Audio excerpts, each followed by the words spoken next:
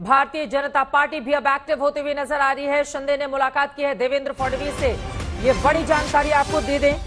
एक तरफ जहां शिंदे एमबीए गठबंधन को अजगर बता रहे हैं, तो वहीं दूसरी तरफ चोरी छिपे जाकर वडोदरा में मुलाकात भी कर रहे हैं। शुक्रवार देर रात एकनाथ शिंदे गुवाहाटी से इंदौर होते हुए वडोदरा गए थे, जहां पर उनकी मुलाकात महाराष्ट्र के पूर्व सीएम देवेंद्र फडणवीस से हुई थी।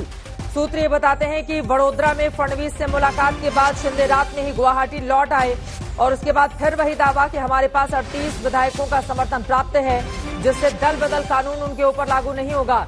लेकिन ये मुलाकात अपने आप में अहम मानी जा रही है। पारस हमारे संवाददाता जुड़े हुए। पारस, एकनाथ शिंदे ने वडोदरा में जो मुलाकात की है उसके बारे में और किस तरह की खबर? बीजेपी भी अब एक्टिव हो गई है, हालांकि खुलकर कैमरे पर कुछ बोलने को तैयार नहीं।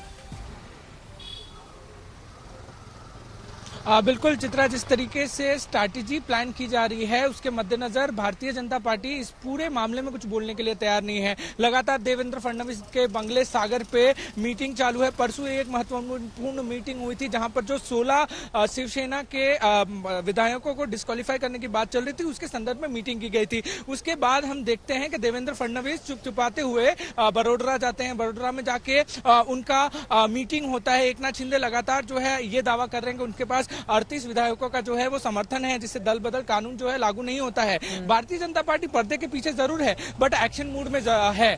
हम लगातार देख रहे हैं किस तरीके से मीटिंग्स हो रही हैं। उनका जो ऑफिस है दादर में, कल वहां पे मीटिंग हुई।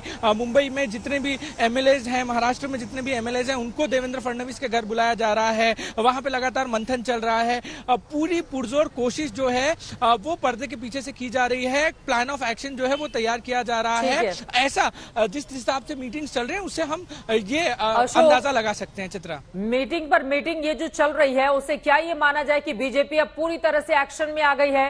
हालांकि अभी भी 2019 में जो कहावत एक उसके ऊपर लागू हो गई थी कि दूध का जला छाछ भी फूक फूक कर पीता है, 2019 से सबक लेते हुए इस वजह से बीजेपी अभी भी पर्दे के पीछे है। हालांकि मुलाकातों का दौर लगातार जारी है।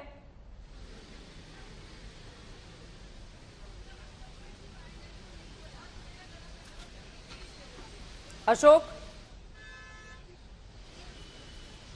मेरी आवाज अगर आपको आ रही है बिल्कुल, तो मैं सवाल आपका सुन गया। बिल्कुल बीजेपी कोशिश बोले। हाँ, मैंने आपका सवाल सुना चित्रा।